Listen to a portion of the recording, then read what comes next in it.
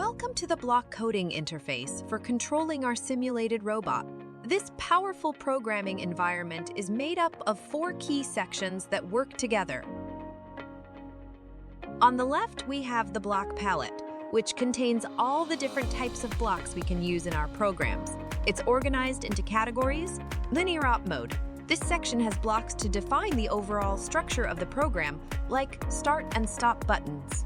Gamepad contains blocks to detect gamepad button presses and joystick movements. We can program responses to the controller. Actuators. This is where we find blocks to control motors and movement. For example, blocks to drive forward, turn, or stop. Sensors.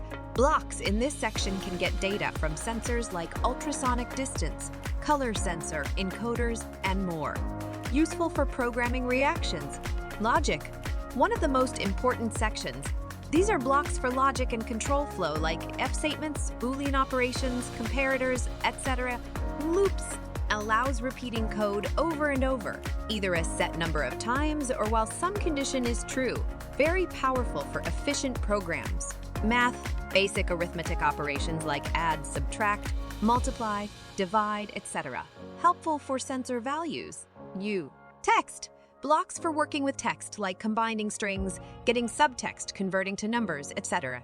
Variables used to store values we want to use later on. We can set and change variables. Functions. Here we can make custom blocks by defining code inside a function for easy reuse. Miscellaneous. Other helper blocks are in this category like timers and colors.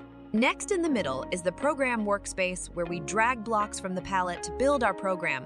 Connect blocks together like puzzle pieces and use the right-click menu to duplicate, delete, disable, or add comments to blocks.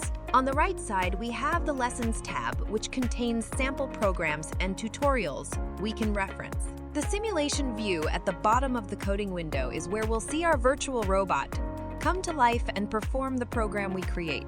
First, let's set up the environment.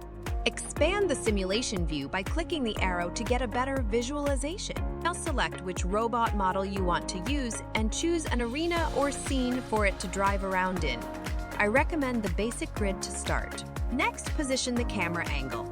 Tile 2 will give us a nice close-up view of the robot. All right, now that our environment is ready, we can start testing out our code. Click Initialize first.